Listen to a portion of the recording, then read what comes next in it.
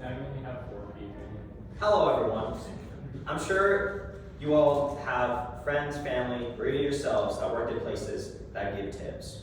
Like restaurants, cafes, all that stuff. But most of these people, like my friends and family who work at these places, are mainly relying on their tips to get gas, to get food, instead of their actual paycheck, which I personally think is a massive problem. I mean, that they should be relying on their paycheck to live day by day. But they're instead relying on the generosity of other people. The generosity of less than half of all Americans. 65% of Americans do not like tipping. They have a negative viewpoint on it. This information was provided by the NBC News. That's obviously not good. That 65% of Americans do not like to tip. And I think that Congress should pass a law that states that tip workers should also get minimum wage of the state as well as their tips. We're going to be discussing the problem, the effects of said problem, and the possible solution to said problem. Now, we do have a serious problem that workers are relying on their tips, like I've said before. People in several states, like Utah, North Carolina, Virginia, and all sorts, get paid as little as $7.25 an hour. $7.25 an hour. That's ridiculous. This was provided by the National Federal Results for Tip Workers. National government website. Anyway, and people don't tip due to all sorts of reasons. Holidays, birthdays, inflation, and other basic needs. Now we know that tip workers relying on their tips is a problem. Here are the effects of said problem.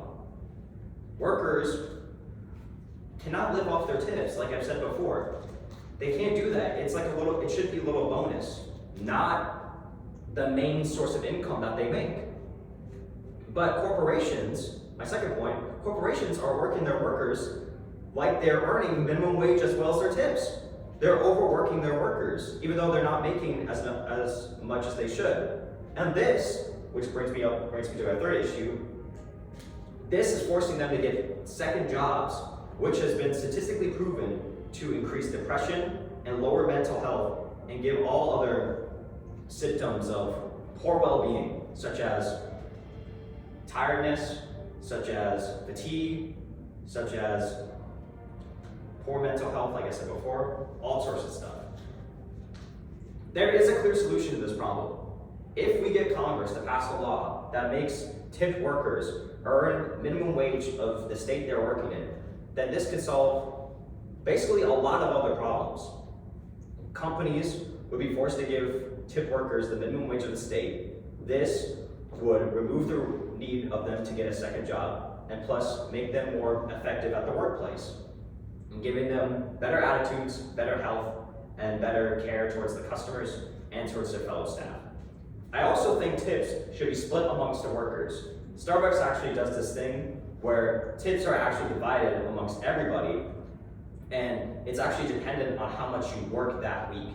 So if all places that tip do that, this could increase productivity, how much people want to work at said establishment, and just overall encouragement to actually do good so they get scheduled more, so that they get more tips. So today, we learned why tipped workers need to get the minimum wage for the state they're in. We saw the problem, we saw the effects, and now we see the solution too.